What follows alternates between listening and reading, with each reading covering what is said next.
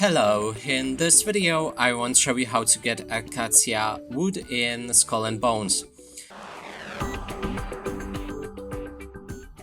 To do this, first let's open the map during sailing, and then you'll find all different tree icons with Acacia.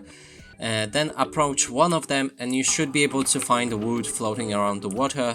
You'll need 8 for the first quest, and if you can't find it, that means other player actually gathered it and you need to wait for the respawn. You can also try to approach it by the land, like I did right now, and then there's this minigame that allows you to also gather the Acacia Wood. And that's it for this video. Hope you like it. Please consider subscribing to our channel, leave a like and a comment below.